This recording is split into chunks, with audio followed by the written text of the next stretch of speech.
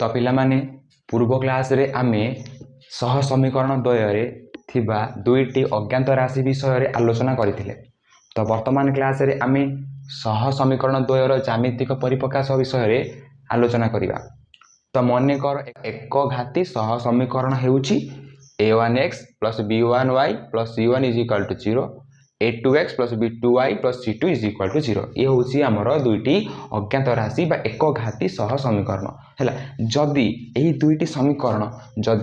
दुईटी समीकरण को आमे xy समतल रे कोठी ना xy समतल रे अवस्थान करिबा से माने गोटे गोटे सरल रेखा जेमिति L1 सरल रेखा और L2 सरल रेखा भाव में नामित हेबे। देखो आमे पाइबा L1 सरल रेखा जोटा कि a1x plus b1y plus c1 बुझा पड़ला। सेमिति L2 रे आमे a2x plus b2y plus c2 दीटा line सरल रेखा आमे लिखिबा कोठी जेटा आमे xy समतल रे ताको अवस्थान करूछे दुईटी लाइन को हैला। या पर मु तुमको चित्र माध्यम रे मध्य बुझेबी जे केमिति केमोली भाव में L1 और L2 लाइन को आमे कोन करछ अवस्थान करूछे।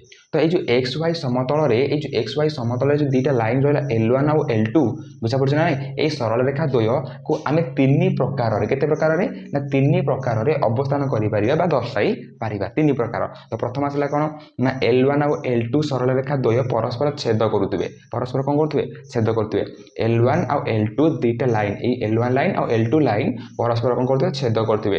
द्वितीय कथा कोन कहला ना L1 और L2 सरल रेखा परस्पर एक और अभिन्न थिबे एक और अभिन्न रहउथिबे ये हला द्वितीय। तृतीय नंबर कोन कहबा ना L1 और L2 उभय समांतर रहिबे।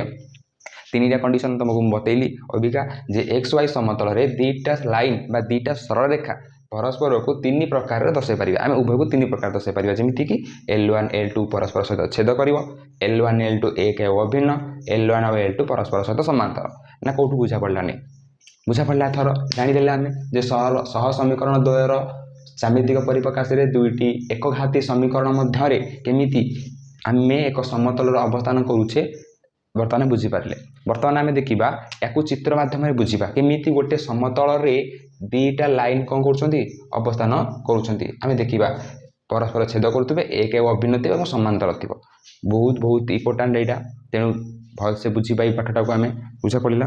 तो पिला माने आमे पढ़िले जे दुईटी एक घाती सह समीकरण xy समतल रे तीन प्रकार कोन हे पारिबो अवस्थान करि पारिबो।